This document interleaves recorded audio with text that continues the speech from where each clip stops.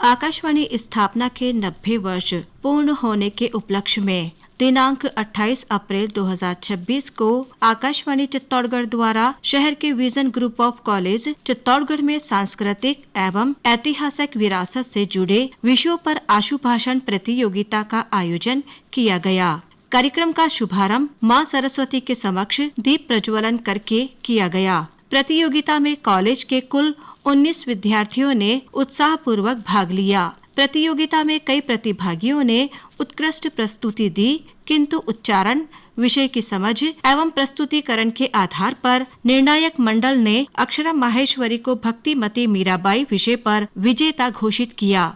कार्यक्रम का संचालन किरण भारती गोस्वामी एवं गौरवी माहेश्वरी द्वारा किया गया।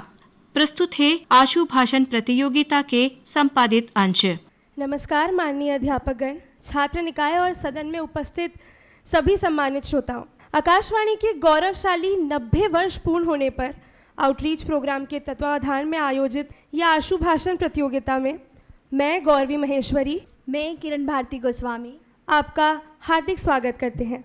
दोस्तों, आकाशवाणी ने हमारे देश को सूचना, शिक्षा और मनोरंजन प्रदान करने के साथ साथ स्वतंत्रता संग्राम से लेकर विकसित भारत के निर्माण तक के सफ़र में राष्ट्र का हमसफ़र बनकर अपनी महत्वपूर्ण भूमिका निभाई है।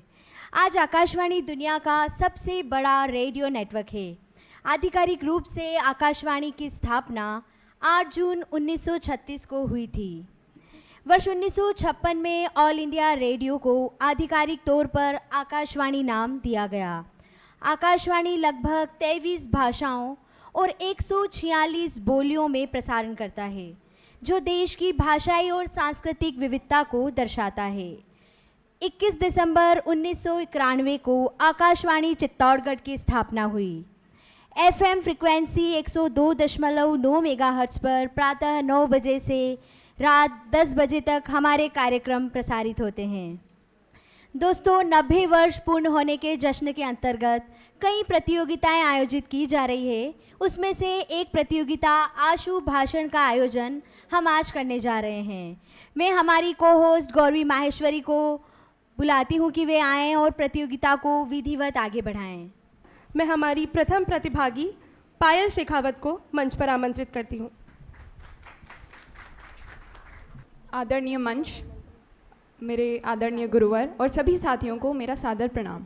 आज मैं पायल शेखावत आप सभी के समक्ष त्याग व बलिदान की प्रतिमूर्ति पन्नाधाय के विषय में कुछ अपने विचार व्यक्त करना चाहूँगी। यदि मैं आपसे कहूँ कि आपने चित्तौड़गढ़ में क्या देखा है तो आप क्या कहेंगे? यदि कोई मुझसे पूछे तो मैं कहूँगी कि मैंने चित्तौड़ में इतिहास को जीते हुए देखा है। मैंने चित्तौड़ के रज की कण कण को उसके त्याग व बलिदान का गौरव गाथा का गान करते देखा है, और उसी गौरव, त्याग व बलिदान की प्रतिमूर्ति थी पन्नाधाय, जिन्होंने अपने स्वयं के पुत्र की बलिदान देकर इस मेवाड़ का भविष्य सुरक्षित किया। जब चारों ओर षड्यंत्र रचे जा रहे थे, उस समय पन्नाधाय ने राजकुमार को बचाने के लिए स्वयं अपने पुत्र की आहुति दी, और उसी त्याग व बलिदान के कारण आज हम सब उन्हें याद करते हैं। त्याग, बलिदान, शौर्य, पराक्रम, इन सभी की सीमाओं से परे है वो कार्य जो उन्होंने किया। हम सबको ये याद रखना चाहिए कि इस धरती को सुरक्षित रखने के लिए और हम सबको आज ये जीवन देने के लिए कितने लोगों ने ऐसे बलिदान और त्याग दिए, और हमें उस सब को याद रखकर इस राष्ट्र को आगे बढ़ाने का प्रयास करना चाहिए। धन्यवाद। जिस माँ ने अपने पुत्र को खोकर भी राष्ट्र को बचाया, वो सिर्फ माँ नहीं, इतिहास की सबसे ऊंची मिसाल थी। आइए दोस्तों, अब प्रतियोगिता के क्रम में मैं अगले कंटेस्टेंट को आमंत्रित करती हूँ। यश, BCA। सादर नमस्कार सभी को। चित्तौड़ का किला आज भी एक बहुत ही अलग किला है। हमने इसमें महाराणा प्रताप का संकल्प और रानी पद्मिनी का जौहर देखा है। रानी पद्मिनी के जौहर की ज्वाला आज भी हमें याद दिलाती है कि चित्तौड़ का किला कितना प्राचीन और कितना गौरवशाली है। चित्तौड़ का किला सिर्फ एक किला नहीं, चित्तौड़ वासियों के लिए एक शान है और गौरव की बात है। चित्तौड़ के किले के चाहे वो साती पोल हो या गोमुख कुंड का वो पानी, आज भी हमें ये याद दिलाता है कि कितने गौरवशाली और कितने विचारशाली रहे होंगे उस समय के लोग। और चित्तौड़ का किला काफ़ी सारे युद्धों को देखा है और काफ़ी सारे वीरों को देखा है इस किले ने। ये किला चित्तौड़ वासियों के लिए बहुत ही गौरवशाली रहा है। चित्तौड़ के किलों को यूनेस्को ने 2013 में एक बहुत ही महान पदवी से नवाजा था। धन्यवाद। मेरा नाम महावीर छिपा है और मैं आज हमारे गौरव हमारे संविधान पर कुछ दो शब्द बोलना चाहता हूँ। हमारा गौरव हमारा संविधान पूरे देश को जोड़ने का काम करता है, जो हमें समानता का अधिकार, मतदान का अधिकार और हमारी बात का अधिकार देता है। भारत का संविधान इतना बड़ा है कि इसे महान संविधान का दर्जा दिया गया है। इस संविधान को पूर्ण होने में 2 वर्ष 11 माह और 18 दिवस का समय लगा था। हमारा संविधान भारत को एकता और अखंडता को बनाए रखने के लिए हमें जिम्मेदारी प्रदान करता है।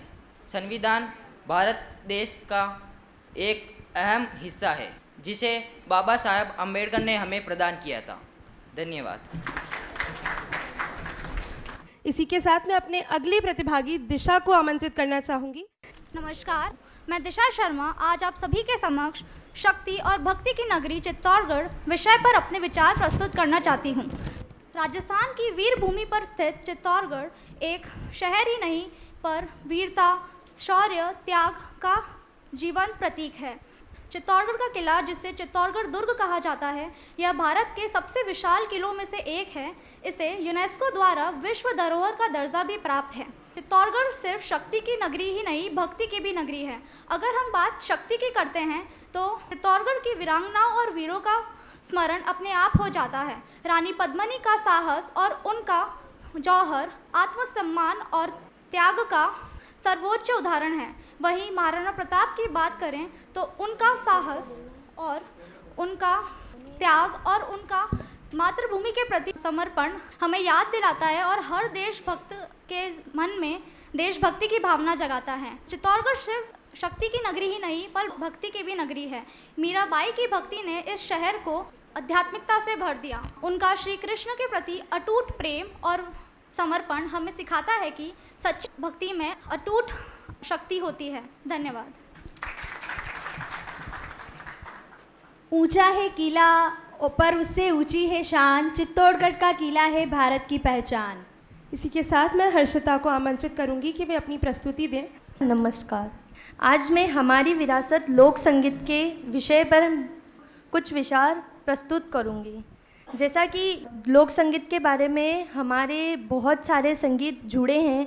लोक संगीत बहुत से ऐसे संगीत है जिससे आने वाली पीढ़ियों को संचालित होना बहुत ज़रूरी है। कहीं ना कहीं ये संगीत हमसे पीछे छूटा जा रहा है। ज़्यादातर जो भी पीढ़ियां हैं ना, वो दूसरे संगीत के प्रति ज़्यादा उपयोग हो रही है।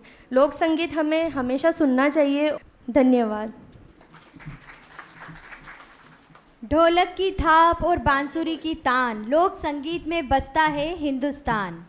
इसी के साथ मैं हर्षिता दशोरिया से आग्रह करूंगी कि वे अपनी प्रस्तुति दें। मैं हर्षिता दशोरिया, MBA सेकेंड सेम से। चित्तौड़गढ़, इस नाम को बोलते ही हमारा सीना गर्व से चौड़ा हो जाता है। चित्तौड़गढ़ वो धरती है जहाँ पे सिर्फ वीरों ने ही नहीं, यहाँ के हर एक बलिदान हमें सिखाता है हमारे कर्तव्य के बारे में। वो हर एक वीरांगना जिन्होंने जौहर किया था, जौहर की अग्नि में हर एक चिता जब दुश्मनों को खंगाल सकती है। जब शक्ति की बात की जाए तो हमारे मन में सबसे पूर्ण नाम आता है महाराणा प्रताप का, अमर सिंह का, महाराणा उदय सिंह, ऐसे अनेक, रानी पद्मावती जैसे। और भक्ति की बात आए तो मीराबाई की भक्ति हम सभी जानते हैं कि उन्होंने श्री कृष्ण की भक्ति के लिए राजमहल छोड़ दी। चित्तौड़गढ़ की धरा पर कई कीर्ति स्तंभ, विजय स्तंभ जैसे अनेक चीज स्थापित किए गए। चित्तौड़ की धरती वीरों की कहानी कहती है। यहाँ पत्थर से भी शौर्य और भक्ति बहती है। इसी के साथ ही मैं अक्षरा माहेश्वरी को अपनी प्रस्तुति के लिए आमंत्रित करती हूँ। मेरा नाम अक्षरा माहेश्वरी है और मुझे जो विषय मिला है उसका नाम है भक्तिमती मीराबाई। हम मीराबाई के बारे में अगर बात करें तो उनकी भक्ति केवल चित्तौड़ में ही नहीं, पूरे विश्व में प्रसिद्ध है। मीराबाई वो भक्त थी जो कृष्ण में इतनी लुप्त हो गई कि उन्हें संसार का कुछ पता ही नहीं था।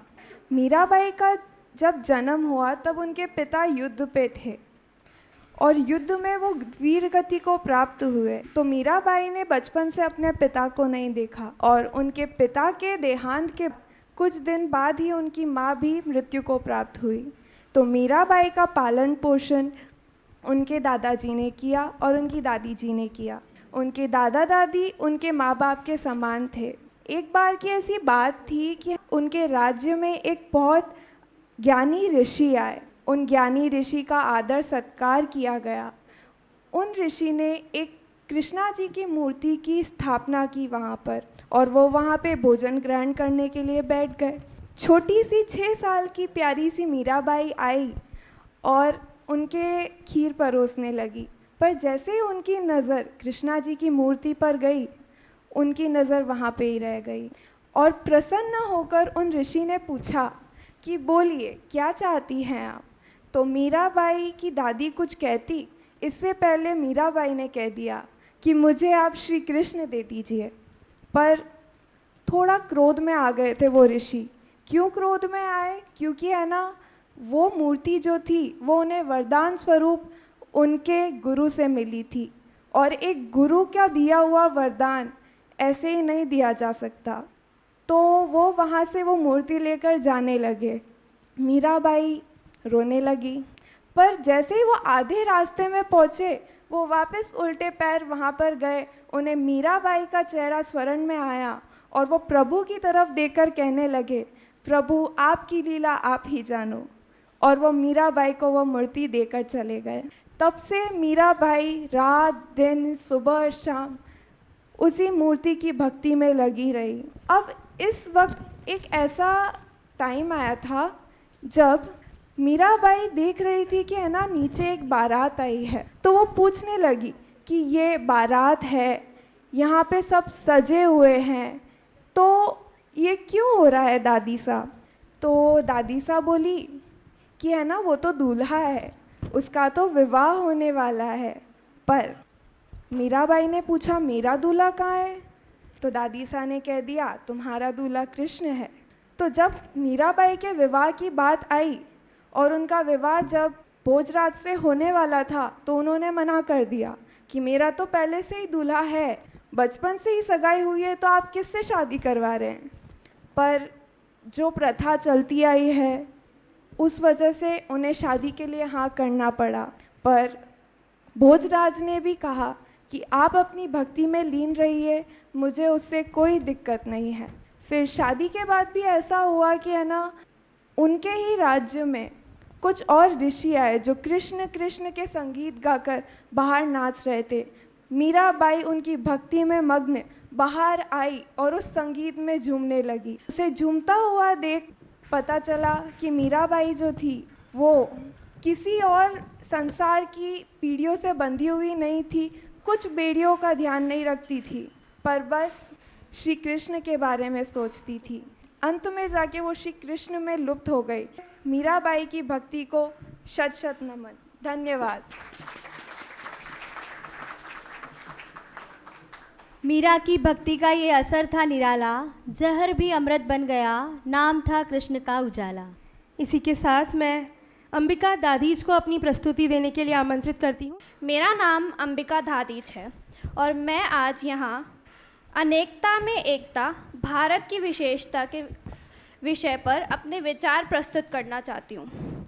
आप सभी लोगों ने अक्सर सुना होगा कि भारत को कहा जाता है कि कोस कोस पर पानी और 4 कोस पर बानी। भारत में कई प्रकार की भाषाएं बोली जाती है, सभी जाति के लोग रहते हैं और फिर भी यहाँ पर इतनी एकता है, क्योंकि भारत में एकता को ही सबसे बड़ा माना गया है। यही भारत की सबसे बड़ी विशेषता है।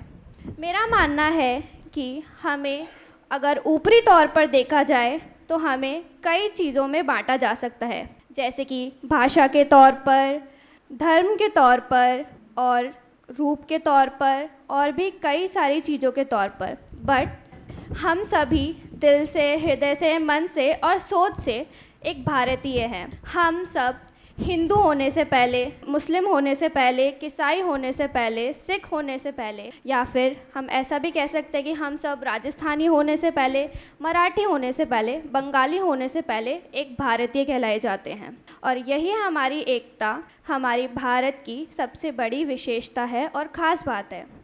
अंत में मैं बस यही कहना चाहूँगी कि मेरा मानना है कि ये जो एकता हमारे भारत में इतने टाइम से सजाई जा रही है, उसको हमें भी ऐसे ही रखना चाहिए और हमेशा दिखाना चाहिए कि भारत में अनेकता होने के बावजूद भी एकता है। धन्यवाद। रंग अलग, भाषा अलग, पर दिल एक है। यही भारत की पहचान, यही इसकी टेक है। इसी के साथ मैं तानिया को आमंत्रित करती हूँ कि वे अपनी प्रस्तुति दें। मैं आप सभी को सादर नमन करती हूँ। हमारा गौरव, हमारा संविधान, इस पर मैं कुछ प्रस्तुत करना चाहती हूँ। हमारा संविधान डॉक्टर भीमराव अंबेडकर बाबा साहेब जी ने बनाया था 26 जनवरी 1950 में। हमें यह संविधान मिला, हमें इस पर बहुत गर्व है, क्योंकि हमारा जो भारत का संविधान है वह विश्व का सबसे बड़ा लिखित संविधान है। मैं यही कहना चाहूँगी कि हमें जो संविधान मिला है, हमें उसका सम्मान करना चाहिए और उसे आगे बढ़ाना चाहिए। धन्यवाद। मैं हिमांशु को आमंत्रित करती हूँ अपनी प्रस्तुति देने के लिए। सभी को प्रणाम। मेरा आज का विषय अतिथि देवो भव। यह केवल एक सूत्र नहीं, अपितु भारतीय संस्कृति का गौरवशाली एक सूत्र है। अतिथि जिसके आने की कभी तिथि नहीं होती, भारतीय संस्कृति के अनुसार उन्हें भी देवतुल्य माना गया है। वासुदेव कुटुंबकम भारत की इस गौरवशाली इतिहास का हिस्सा रही है। उन अतिथियों को भी हम देवतुल्य माने जो हमारे यहाँ बिना तिथि बिना बुलाए आए हैं। उनका सम्मान भी किसी महापुरुष की तरह करें। भारतीय संस्कृति का तो सदा से यही रहा है कि कोई दुश्मन भी अगर अतिथि बनकर हमारे यहाँ सेवा भाव से आए तो उसे भी हम अपनी सेवा का मौका दें। धन्यवाद। आओ अतिथि, स्वागत है तुम्हारा, दिल से करें हम सत्कार तुम्हारा।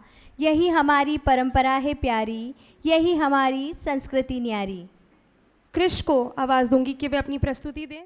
मैं कृष उपाध्याय आज आपके समक्ष जो मेरा टॉपिक है विश्व धरोहर चित्तौड़गढ़ का किला।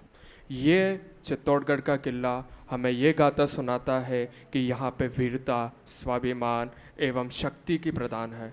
चित्तौड़गढ़ का किला एक किला नहीं, यहाँ पे जो एक पत्थर लगे हुए हैं वो पत्थर नहीं, यहाँ स्वाभिमान और गाथा की बात होती है। यहाँ पे 3 बार जौहर हुए हैं। चित्तौड़गढ़ का पहला जौहर, प्रथम जौहर जो महारानी पद्मिनी के द्वारा 1303 में हुआ था। मैं अल्फिया को अपनी प्रस्तुति देने के लिए आमंत्रित करूंगी। मैं आज जिस विषय पर अपने विचार रखना चाहूँगी वो विषय है भक्तिमती मीराबाई। पायो जी मैंने राम रतन धन पायो, ये बात कहने वाली मीराबाई। मेरो तो गिरधर गोपाल दूसरो ना कोई, ये बात कहने वाली मीराबाई। जिन्होंने चित्तौड़ को सिर्फ शक्ति, वीरता और पराक्रम ही नहीं बल्कि सौम्य, सौंदर्य और भक्ति की तरफ भी बताया। धन्यवाद। दोस्तों, रेडियो ने सूचना प्रसार और एकता के माध्यम के रूप में महत्वपूर्ण भूमिका निभाई है। आकाशवाणी 90 वर्षों के अनुभव के साथ अब डिजिटल युग में न्यूज़ ऑन AIR ऐप जैसे आधुनिक मंचों के माध्यम से युवा पीढ़ी से जुड़ रहा है। आकाशवाणी आज भी हमारे जीवन का अभिन्न भाग बना हुआ है। आकाशवाणी में केवल गाने ही नहीं सुनाए जाते, बल्कि मन की बात से सीधे प्रधानमंत्री जी हमसे जुड़ते हैं। और तो और युवाणी में तुम्हारी उम्र के ही दोस्त आरजे बनकर करियर, स्टार्टअप, मेंटल हेल्थ पर बात करते हैं। और सबसे ख़ास बात यह है कि हम हमारे रेडियो सेट पर बिना इंटरनेट के भी पूरा टाइम आकाशवाणी को सुन सकते हैं। यानी डेटा ख़त्म होगा तब भी आकाशवाणी चलता रहेगा। बहुत बहुत धन्यवाद किरण जी। मैं आमंत्रित करूंगी वंशिका को अपनी प्रस्तुति देने के लिए। मेरा आज का विषय है भारत का भविष्य, आज का युवा। युवा किसी भी राष्ट्र के निर्माण में एक महत्वपूर्ण भूमिका निभाता है। भारत में युवाओं की जनसंख्या सबसे सर्वाधिक है, इसलिए युवा भारत के भविष्य के लिए अत्यधिक महत्वपूर्ण है। युवा केवल एक नवाचार ही नहीं बल्कि एक समाज को सकारात्मक सोच प्रदान करता है। आज के युवा नए व्यवसाय, व नए रोजगार के अवसर प्रदान कर रहे हैं जो देश की आर्थिक स्थिति को मजबूत करते हैं। धन्यवाद। अब मैं आमंत्रित करूंगी पल्लवी को अपनी बात रखने के लिए। दोस्तों, मैं Pallavi Bhatt BSc BEd first year की छात्रा आपके समक्ष अपने विचार प्रस्तुत करने जा रही हूँ अनेकता में एकता भारत की विशेषता पर। दोस्तों, सबसे पहले हम भारतीय हैं, हमारा हृदय सबसे पहले भारतीय है। दोस्तों, हमें हमारे इस अनेकता में एकता भारत की विशेषता जो इतने सदियों से चली आ रही है, प्राचीन भारत भी अनेक था और एक था, आज भी हम अनेक हैं और एक है, और आने वाले समय में भी हम ये गौरव, हम ये स्वाभिमान आगे आने वाली पीढ़ियों को पहुंचाते रहेंगे। परंतु हम एक होने के लिए अपने व्यक्तित्व के रूप में क्या करते हैं, एक होने के लिए हम अपने अस्तित्व में क्या करते हैं, ये सबसे बड़ी चर्चा का विषय है। हम जिसका गौरव करते हैं, हम जिसके बारे में इतना गुणगान करते हैं, वो तो हमें हमारे पूर्वजों ने हमारे हाथ में लाकर दिया है, पर हम इसे एक करने के लिए अपने तरफ से क्या करते हैं, ये सबसे बड़ा मुद्दा है। दोस्तों, एकता सिर्फ बातों में नहीं बल्कि हमारे कर्मों में भी होनी चाहिए। वो छोटी छोटी चीज़ें जो हम अक्सर ये सोचकर करते हैं कि हमारे जीवन में क्या फ़र्क पड़ रहा है, हमारी जिम्मेदारी है दोस्तों कि हम इस एकता की पराकाष्ठा को बनाए रखें और आगे आने वाले भारत को भी एकता की ओर अग्रसर करें। इसलिए इन युवाओं को ही मैं कहना चाहूँगी कि उठो युवाओं जागो तुम, उठो जवानों जागो तुम, ये धरती पुकारती है। उठो जवानों जागो तुम, ये धरती पुकारती है, पुकारता है भारत, माँ भारती पुकारती है। और बने रहिए विशिष्ट भारत को एक अच्छे निर्माण करने की ओर अग्रसर होते रहें। जय हिंद, जय भारत, जय चित्तौड़। मैं दीपशिखा योगी को प्रस्तुतिकरण के लिए आमंत्रित करती हूँ। मैं दीपशिखा योगी बीएससी बीएड फोर्थ ईयर से। आज का जो मेरा विषय है, हमारी विरासत लोक संगीत। हमें लोक संगीतों की ओर अग्रसर होना चाहिए तथा लोक संगीतों को अपने जीवन में उतारना चाहिए। जैसे कि अनेक राज्यों में अलग अलग प्रचलित लोक संगीत होते हैं, जैसे कि राजस्थान में हमारी मांगणिया गायकी, लंगा गायकी, घूमर जैसे, तथा पंजाब में भांगड़ा, गुजरात में गरबा नामक जो लोक संगीत है बहुत प्रचलित है।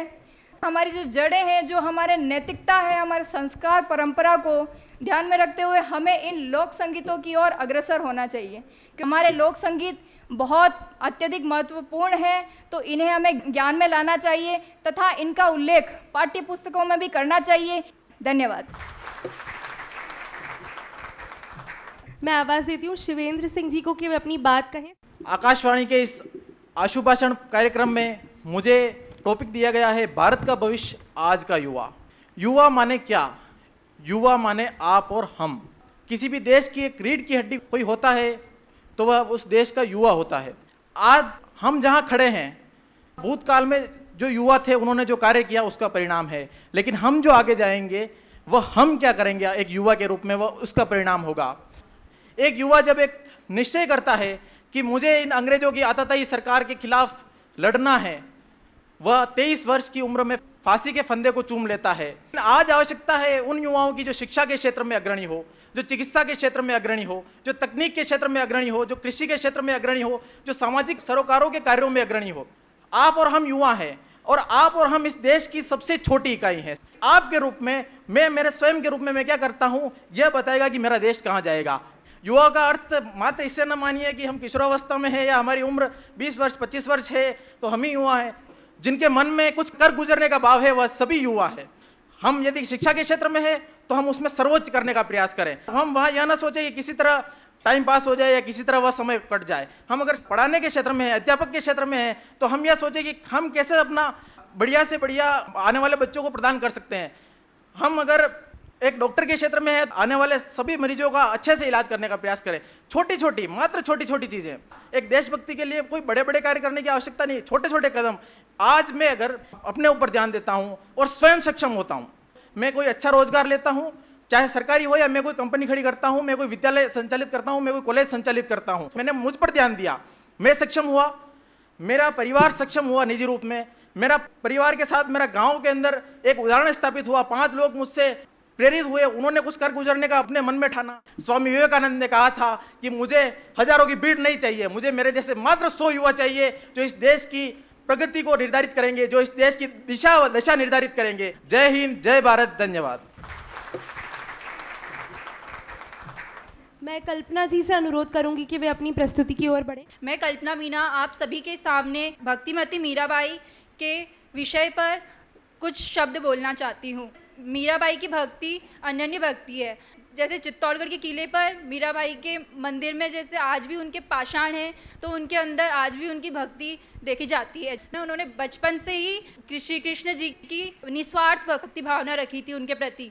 उनका जब विवाह राजा भोजराज से हुआ था, उसके पश्चात भी उन्होंने उनकी निस्वार्थ भक्ति करी, और उसके बावजूद जब उनके देवर राणा विक्रम सिंह ने उनको जहर का कटोरा पिलाया था, तो उन्होंने खुशी खुशी पी लिया। उनकी निस्वार्थ भक्ति की वजह से वो जहर का कटोरा भी अमृत बन गया था, उनको कुछ नहीं हुआ। उन्होंने अपने ईश्वर पर विश्वास किया। धन्यवाद। मैं आरती प्रजापत को प्रस्तुति के लिए आमंत्रित करती हूँ। मेरा नाम आरती प्रजापत है, BSc B.Ed फर्स्ट ईयर।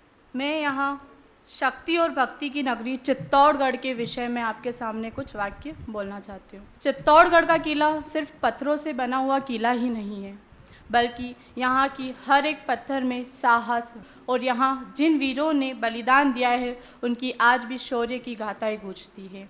यहाँ बना हुआ कीर्ति स्तंभ, विजय स्तंभ और गौमुख कूट, पन्नादाई जैसी माता, मीराबाई जैसी श्री कृष्ण की भक्त और महाराणा प्रताप जैसे राजा श्रद्धा की भावना रखता है। बहुत बहुत धन्यवाद आरती। मैं अपने अगले और अंतिम प्रतिभागी शरण से प्रस्तुति का अनुरोध करते हुए उन्हें आमंत्रित करती हूँ। सभी को मेरा नमस्कार। मैं शरण Pradeep Sharma BSc B.Ed fourth year से आप सभी के समक्ष भक्तिमती मीराबाई के ऊपर कुछ अपने विचार प्रकट करना चाहता हूँ। झरना जरे गोमुख भरे, झरना जरे गोमुख भरे, निर्भय नाथ रिठौर, करोड़ वर्ष तपस्या करे, जद मिले गढ़ चित्तौड़। तो हम उसी पावन धरा के पावन लोग हैं। हम जो युवा हैं उनको, और जो हमारी खासकर बहनें हैं उनको, उनसे क्या सीख लेनी चाहिए, उनको क्या उनसे सबक लेना चाहिए, या उनके जीवन का क्या उद्देश्य था, हम उस पर बात करते हैं। सबसे पहली बात कि जो मीराबाई थी वो कृष्ण की परम भक्त थी। इससे आप आशय निकाल सकते हैं कि आप जिसमें भी विश्वास करें, समर्पण के साथ विश्वास करें, चाहे वो आपके गुरुजन हो, चाहे आपका कोई भगवान हो, या चाहे कोई भी हो, उसमें आपका पूर्ण विश्वास होना जरूरी है। अगर आप आंशिक भी शंका रखेंगे तो हो सकता है कि आपका कार्य सफल ना हो। दूसरा, जब मीराबाई ने कृष्ण भगवान की भक्ति करी तो उन्होंने किसी के भी बारे में नहीं सोचा कि मेरे बारे में ये इंसान क्या कहेगा, ये इंसान क्या सोचेगा। तो आपको भी उनकी तरह ही अपने कर्म, अपने कार्य और जिसमें आपकी इच्छा है, जो आप करना चाहते हैं, जो आप बनना चाहते हैं, उसकी तरह ही खुलकर कार्य करें, किसी के बारे में ना सोचें। ये दुनिया संघर्ष करने वालों के साथ नहीं होती, ये दुनिया उनके साथ होती है जो सफलता प्राप्त कर लेते हैं और सफलता प्राप्त करके कुछ मुकाम हासिल कर लेते हैं। तीसरा बात, कृष्ण भक्ति मीराबाई जब उनको विष वगैरह जो भी दिया गया उन्होंने सहर्ष स्वीकार करा, उनको सांप का डंस भी झेलना पड़ा तो भी वे अपनी भक्ति से पीछे नहीं हटे। तो इसका अर्थ आप ये निकाल सकते हैं कि चाहे आपके कर्म करते समय आपके मार्ग में लाख बाधाएं आ जाए, चाहे लाख विपत्तियां आ जाए, आप पीछे मत हटिए। आपका जो ये जिसे हम ब्रह्मांड कहते हैं, इसके अंदर आपकी ऊर्जा निहित है और ये ऊर्जा आपको हर संकट से निकालेगी, आपको हर मुसीबत से निकालेगी और आप वहाँ पहुँच जाएंगे जहाँ पहुँचना चाहते हैं। आपको पूर्ण विश्वास होना चाहिए खुद पर और अपने किए गए कार्यों पर। मीराबाई ने कहा था कि अगर कृष्ण भगवान मेरे जो उनके पति थे, उनके हस्बैंड थे, उन्होंने उनको माना तो वो जीवन भर उसी में रहे। उन्होंने कभी भी अपना ध्यान भंग नहीं किया, कभी किसी दूसरी तरफ अपना ध्यान आकर्षित नहीं किया। तो आप भी एक लक्ष्य चुने जीवन में, उसी की तरफ आगे बढ़ें और अन्य कितनी भी लक्ष्य आए, कितनी भी बाधाएं आए, आप कभी पीछे मत हटिए और अपने लक्ष्य पर हमेशा ध्यान केंद्रित रहिए। Thank you so much. दोस्तों, 1936 से 2026 तक आकाशवाणी सिर्फ रेडियो नहीं, देश की धड़कन रहा। 90 साल की इस आवाज़ को सुनकर, समझकर और आज आशु भाषण में उस पर चर्चा कर कर आप सबने इतिहास रच दिया। मैं आप सभी प्रतिभागियों, हमारे निर्णायक मंडल और सभी श्रोताओं का सदन में आभार व्यक्त करती हूँ। मैं अनुरोध करूँगी विजन ग्रुप ऑफ कॉलेजेस के प्राचार्य महोदय से कि वे आएँ और 2 शब्द कहकर हमें अनुग्रहित करें।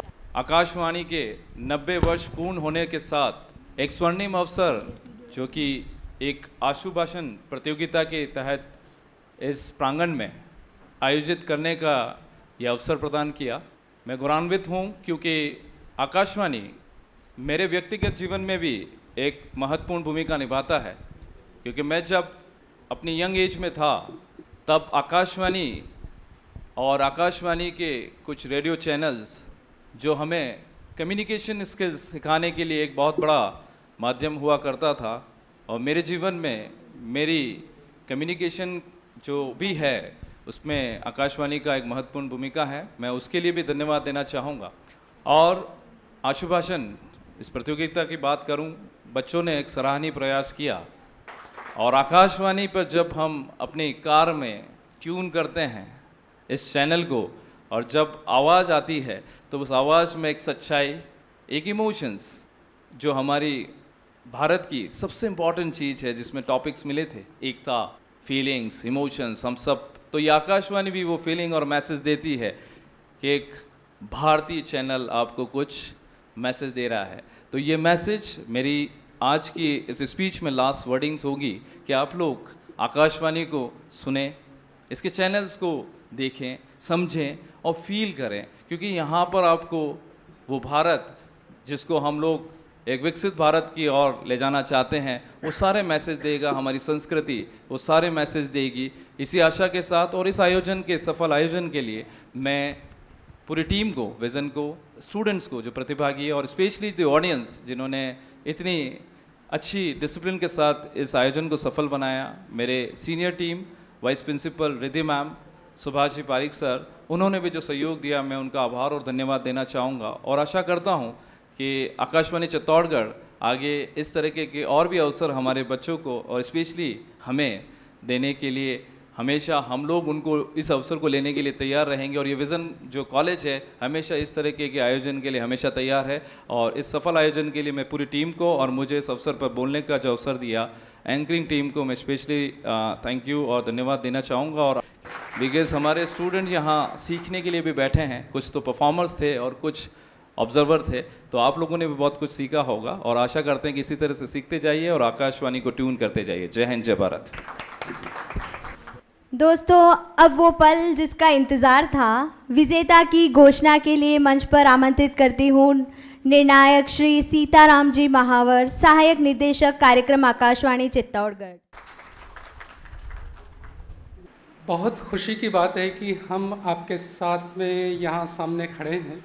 ये हमारे लिए एक गौरव का पल है। आप सभी ने बहुत अच्छे प्रयास किए हैं।